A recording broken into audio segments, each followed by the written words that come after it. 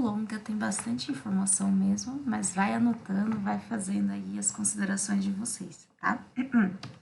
Se na Guerra dos Seis Dias, em 1967, né, é a guerra que mais mudou as fronteiras de Israel, a Guerra de 73 de Yom Kippur foi uma guerra importante economicamente falando, tá? Se eu pudesse citar os pontos altos, né, desses conflitos, pessoal, eu falaria para vocês prestarem muita atenção na Guerra dos Seis Dias, certo? E a Guerra de Yom Kippur, que são as mais importantes, os pontos altos aí da questão palestina, tá? Por que Guerra do Yom Kippur? A Guerra do Yom Kippur, o Yom Kippur é um feriado, né? É um feriado judeu e é chamado de Dia do Perdão. Então é um dia que os judeus, né, eles se retiram, eles não trabalham, eles fazem orações durante o dia todo, né, para pedir perdão dentro da religião do judaísmo, tudo bem? E é onde a gente tem o ataque árabe. Qual que foi a inteligência, né, dos árabes? É muito mais fácil você atacar um país quando ele está em feriado, tá? Porque você vai pegar um povo extremamente despreparado, um exército desorganizado, né? Então seria muito mais fácil você atacar essa região, tá? Era como se atacasse o Brasil aí no Natal, por exemplo, ou no Carnaval, né? Que são duas festas grandes que tem dentro do Brasil. O Brasil estaria totalmente voltado, né? Para essas festanças. Então você está desorganizado, você está despreparado, tá? Então a gente tem aí o ataque árabe, países árabes contra os judeus, tá? Só que o que acontece, pessoal? Como eu já comentei com vocês, o povo judeu, os israelitas, eles têm um exército muito mais organizado. Então, mesmo, né, eles estando em feriado, eles conseguem, né, ao longo dessa guerra, se manter aí firmes e vencem a guerra do Yom Kippur. Tudo bem? Nessa guerra, de uma forma mais declarada, a gente tem a presença dos Estados Unidos. Não que militarmente eles tenham trabalhado, né, tenham participado dessa guerra.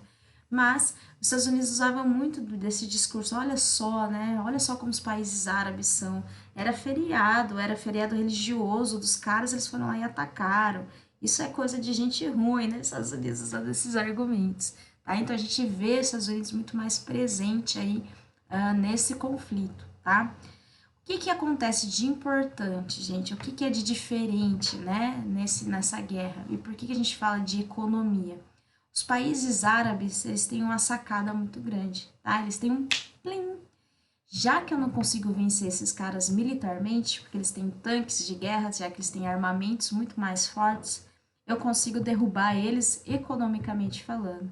E mais do que isso, eu consigo derrubar eles, consigo derrubar o mundo ocidental junto que está apoiando, tá?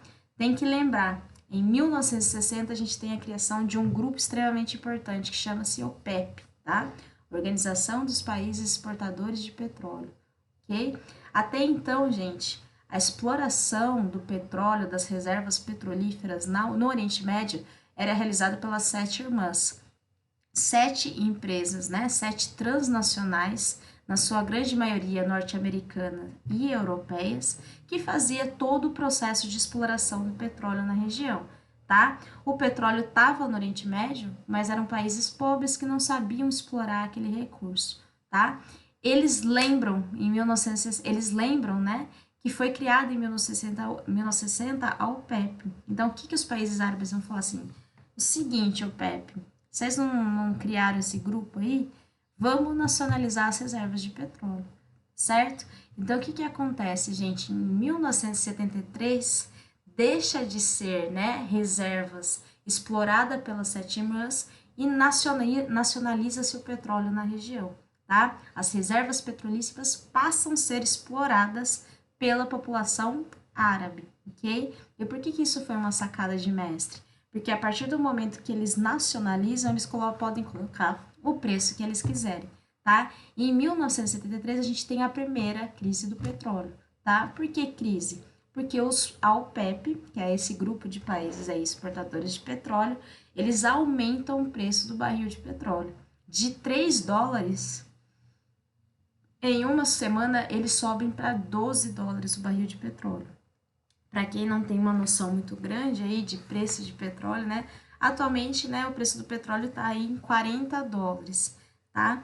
E daí quando você vê essa informação, poxa, professor, mas de 3 para 12, né? Para quem agora está 40, 50 dólares o barril, a diferença foi baixa, tá? Só que, gente, a gente tem que lembrar que em 1970, né, a matriz energética mundial era o petróleo, tá? Os Estados Unidos usava petróleo a rodo, tá? E a gente não está falando só de petróleo para energia, a gente está falando de petróleo para diversos setores que a gente utiliza, para produção de plástico, para produção de gasolina, enfim, tudo associado ao petróleo, tá? Então vocês têm que perceber que em uma semana o petróleo sobe 4 vezes o seu valor, tá? E não é só o petróleo que está subindo, todos os produtos associados ao petróleo sobem o preço 4 vezes, né? Estados Unidos, Europa vai à loucura quando isso acontece, né, gente? Por isso que a gente vai ter a primeira crise do petróleo. Se vocês conseguirem lembrar, né, no Brasil a gente estava vivendo um milagre econômico, tá? Que era o governo militar, estava crescendo pra caramba, tudo bem? E daí, com a primeira crise do petróleo, pum, a gente entra numa crise muito grande, né? A gente teve nosso crescimento econômico muito grande no governo militar com base de empréstimos na FMI, né? Quando entra a crise do petróleo, quando sobe o preço, né? Os Estados Unidos entra em crise, ele começa a cobrar esses empréstimos a juros muito altos, né? E o Brasil começa a entrar numa recessão absurda. Tanto que a gente tem um milagre econômico na década de 70. Na década de 80, a gente tem a década perdida, que o Brasil não cresce nada, né? A gente entra numa recessão econômica maluca, tudo bem? Tanto que em 1975 a gente tem a criação do Proálcool, né? Se vocês conseguirem fazer as conexões aí com geografia do Brasil, é o desenvolvimento do etanol no Brasil, né? Para tentar depender menos do petróleo, certo? Então, o mundo aí se adaptando a essa nova realidade, tá? Foi uma puta de uma sacada de mestre, né? Não consigo derrubar você militarmente, consigo derrubar você e todos os seus amiguinhos economicamente falando, tá? É nesse momento aqui, gente, a gente sempre via alguma interferência externa, a comunidade internacional, a ONU dando um pitaco ou outro. A partir da guerra de Yom Kippur, que a gente tem a crise do petróleo, a gente vê o mundo ocidental, vlum, virando os olhinhos agora para a questão palestina. A gente vai ver uma preocupação internacional muito maior, né? Uma preocupação internacional interferindo muito mais. Por quê? Porque agora a gente mexeu no bolso do mundo ocidental, né? Então eles começam a perceber, mas não é que esses países árabes podem interferir na minha economia? Então a gente vai ver aí a atuação desses caras muito mais presente, tá? O próximo acordo que a gente teria seria o acordo de Camp David, que é em 1979. Perceba que é logo em seguida a guerra de Yom Kippur. E olha só que interessante, a gente vai perceber uma mediação norte-americana, tá? Lembra que eu comentei com vocês da preocupação? Então a gente vai ver que daqui para frente, Estados Unidos, ele vai dar muito mais pitaco nesse conflito, tá? O que foi o acordo de Camp David? Só para vocês terem uma noção, Camp David é uma região nos Estados Unidos, né? Pra você ver a tamanha interferência desses caras no conflito. Os Estados Unidos tenta reunir Israel e Egito, tá? Para tentar amenizar os conflitos na região, tá? E qual que era o acordo de Camp David? Israel, você vai lá e devolve a Península do Sinai, que é a região onde está o Canal de Suez, para o Egito. E o Egito reconhece o Estado de Israel. O Egito dá paz para Israel. Ao primeiro momento, quando você olha esse acordo, você fala, nossa, mas que acordo mais descabido, né? Os caras vão perder o Canal de Suez e o outro só vai dar paz, né? Tendo em vista, gente, o contexto, né, da questão palestina, você ter menos um inimigo é muito positivo, tá? Porque é menos guerra, é menos conflito, é menos atrito, é menos desgaste que você vai ter com um país, tá? Então, ao ver, né, de Israel, é bastante positivo, tá? E esse acordo é selado, tudo bem? Israel devolve a Península de Sinai para o Egito e o Egito reconhece Israel como Estado, reconhece que o território da Palestina deveria ser pertencente a Israel, tá certo? Esse foi o acordo de Camp David, certo? Em 1987, gente, a gente começa a ter as intifadas palestinas. O que são intifadas? É levante, né, em árabe. O que isso quer dizer? Eles cansados, né, dessa submissão em relação a Israel, a população começa a sair à rua para tentar derrubar o exército de Israel, tá? As intifadas palestinas ficaram conhecidas como a Guerra de Pedras e Paus. Gente, lembra que eu comentei com vocês, né, sobre a discrepância, né? A medição de força é muito diferente, é desproporcional, né? Então a gente vê aqui crianças, né, a população palestina, a população árabe atacando tanques com pedra e pau, né? A força aí é muito diferente, tá? As intifadas palestinas também levaram à formação de grupos terroristas, tá? Esses grupos terroristas que vai utilizar aí como a religião, né, para se sobressair aí e tentar tomar o poder. Dois grupos importantes que a gente tem hoje na questão palestina é o Hamas, que atualmente, né, atua ali na faixa de Gaza, e o Fatah na Cisjordânia. Apesar das fotos, o Fatah ele é muito mais pacífico do que o Hamas. A gente já vai falar mais desses grupos para frente, tudo bem?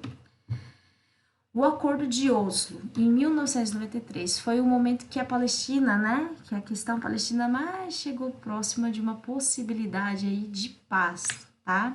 Eles chegaram muito perto, teve ali pouquíssimos anos de paz, mas infelizmente não deu certo, tá? Mais uma vez, os Estados Unidos, né?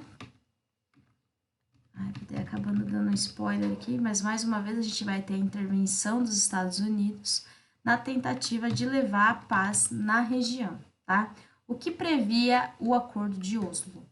Sentou ali para conversar a Organização para a Libertação da Palestina, a OLP, que era comandada pelo líder, né, Yasser Arafat, tá? Perceba que a Palestina não é um estado, né? Então, por isso que a gente coloca aqui a OLP, que era o órgão, né, de tentar discutir essas questões diplomáticas com Israel, tá? E o representante aqui seria o Yasser Arafat, ok? E Israel aqui, representado pelo primeiro-ministro Isaac Rabin, tá? O que previa o Acordo de Oslo, tá?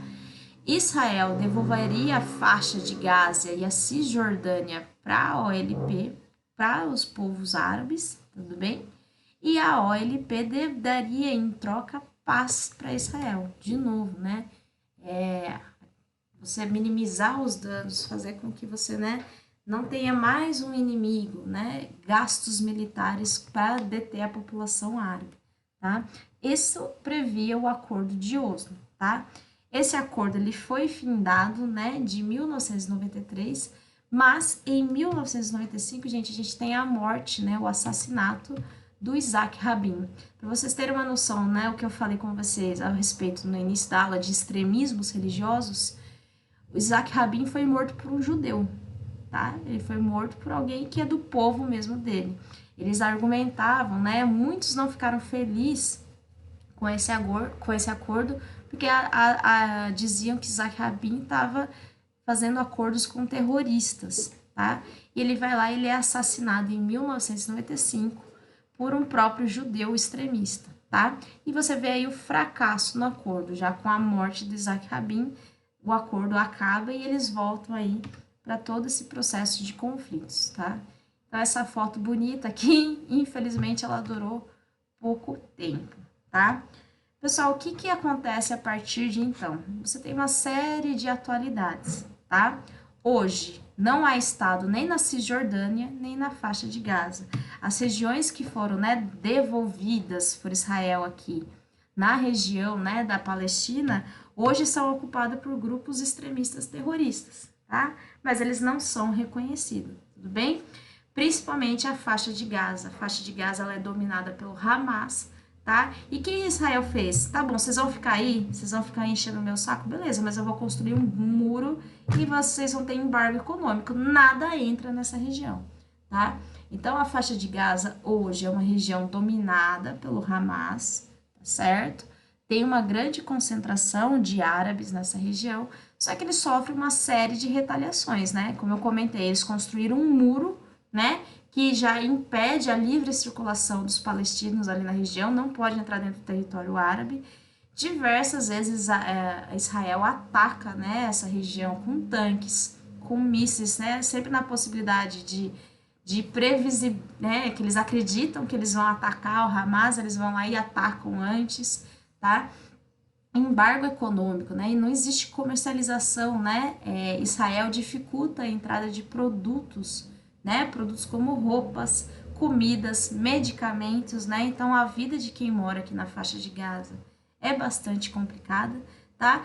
E eles não são reconhecidos por ninguém, não é reconhecido pela ONU ou por nenhum estado, tá? Então só é uma região hoje dominada pelo grupo Hamas, tá certo? Então, atualmente é isso. Em relação à Cisjordânia, que aquele é outro pedacinho de terra, tá? Quem domina é o Fatah, que é o outro grupo extremista. Só que com o Fatah é uma relação muito mais pacífica, né? É um diálogo entre eles e Israel, tá? E Israel meio que deixa, né, os árabes morar nessa região, tudo bem? Tipo assim, ó, esse território é nosso, mas por enquanto a gente está deixando vocês morar aí. Na hora que vocês precisarem sair, a gente vai expulsar. E é o que eles têm feito, tá? Para tentar expulsar os árabes da região, o governo, né, de Israel tem criado assentamentos, né, que são os assentamentos judeus, que é o que vocês estão vendo aqui, ó, no mapa, tá? Onde tem também uma construção de muro, né, que divide Israel da Cisjordânia, e eles têm criado esses assentamentos. Os árabes, né, os palestinos acusam de que eles não têm o direito de ir e vir, né? Você pensa só, você morou ali a vida inteira nesse território, daqui a pouco chega um governo e fala, você tem que sair daí, porque eu vou construir casa para o meu povo, né? Então, dá um pé na bunda dos árabes e eles não têm para onde ir, tá? Então, esses assentamentos aí é uma realidade, tá? Que está acontecendo, que cada vez mais Israel toma territórios de ocupação palestina, tá?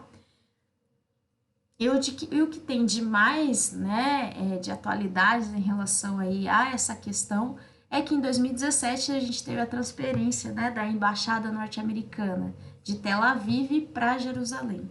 Tel Aviv até então era a capital, né, de Israel, ok? Lembra lá daquele acordo, né, em 1947 da ONU? Jerusalém não pode ser capital de nenhum país, de nenhum estado, de nenhum povo, tá? Tem que ser a área internacional. Então, Tel Aviv passa a ser a capital de Israel. Só que com o governo Trump, que era um governo que tinha muita aproximação com Israel, né? Eles transferem a embaixada norte-americana de Tel Aviv para Jerusalém, tá? Muitos olham isso daqui e pensam, e daí, tá? Só que a gente tem que entender, gente, que os Estados Unidos, ele é um país de extrema importância no cenário internacional, né? Quando um dos países mais importantes na geopolítica, né, no tabuleiro aí geopolítico, fala que a embaixada norte-americana tem que ir para Jerusalém, ele está afirmando com os dois pés juntos que Jerusalém deve se pertencer a Israel e não ao povo árabe, tá? Então, por isso que isso tomou uma proporção muito grande, teve uma repercussão legal, porque é os Estados Unidos, né? É os Estados Unidos afirmando que Jerusalém pertence a Israel, é né? Um país importante. O Brasil, ele até tentou entrar nessa onda, né? Em 2018, Bolsonaro sobe ao poder. Bolsonaro é um governo de muita aproximação até então, né, com o governo do Trump. Então, ele tentou seguir a mesma linha, mas infelizmente ou felizmente, né, ele não acabou mudando a embaixada brasileira, tá? Pegou um pouquinho mal pro Brasil aí, esse papo, porque nós temos uma relação muito forte comercial com os países árabes, principalmente em relação à pecuária, né? A produção de carne. A gente exporta muita carne para esses caras. E daí pegou um pouquinho mal para nós, né? Essa coisa de tentar dar favoritismo para Israel em relação aos palestinos, né? E daí a gente voltou atrás e não mudou a nossa embaixada, tá bom? Para finalizar, o que vocês têm que saber hoje, né? Que não há um Estado palestino, tá? O que a gente tem hoje é o Estado de Israel, mas o povo árabe, os palestinos, eles não conseguiram formar um território, um Estado para eles, tá? Como a gente viu, Israel cada vez mais tira territórios dos árabes, né? As áreas ali, principalmente na Cisjordânia. Na faixa de Gaza eles não mexem muito, né? Porque a faixa de Gaza é um pouquinho mais violenta. Mas na Cisjordânia eles estão conseguindo atuar, cada vez tirando mais territórios. E isso está fazendo uma formação de grupos extremistas, tá? Se vocês olharem aí, né? Esses anos, todos esses anos, né? Se a gente pegar desde 1940, que começou os conflitos até 2020, É um conflito desproporcional. Se vocês viram o número de mortes, né, de judeus e o número de mortes de povos árabes, de pessoas árabes, é muito maior, né? Estima-se que nesses últimos anos aí morreu 1.200 judeus, tá? E 8.400 palestinos, 8.400 árabes, tá? Então, é desproporcional. A gente está falando de tanques de guerra, bombardeios a ataques terroristas, né? Ataques pontuais aí. Então, é uma violência, né? Uma resposta muito desproporcional. Israel é muito mais violento, né? É muito mais agressivo em relação aos palestinos. Tudo bem? Qual que seria a solução, professora? Né? O acordo de Oslo deu certo por 2 anos, até Isaac Rabin ser morto. Qual que seria o correto? Estudiosos, né, analíticos aí da geopolítica na região, eles acreditam que para você conseguir um mais próximo, né, de paz, de solução de problemas nessa região, seria voltar às fronteiras antes da Guerra dos 6 Dias, né? Seria basicamente aquilo que foi dividido pela ONU, tá? Então, a região da faixa de Gaza e Cisjordânia ficar para os povos palestinos e o restante de território para Israel e Jerusalém uma área internacional, tá? Eles acreditam que seria o mais próximos aí de vocês terem paz, tá? E aí eu deixo para vocês, né? Qual que é a opinião de vocês? O território dos judeus? O território dos árabes? Quem tá certo? Quem tá errado nessa história? Ok? Como eu comentei, pessoal, eu vou deixar mais um vídeo, só por curiosidade, né? Caso vocês queiram ver, a respeito de Jerusalém. Tem um videozinho que explica certinho a importância de Jerusalém, né? Para as 3 religiões, o judaísmo, o cristianismo e também o islamismo, tá? É uma temática bastante interessante, eu espero que vocês tenham gostado. E se vocês tiverem alguma dúvida, vocês podem me mandar mensagem no WhatsApp, tá bom? Um beijo, terceiro ano. Bons estudos para vocês. Tchau, tchau.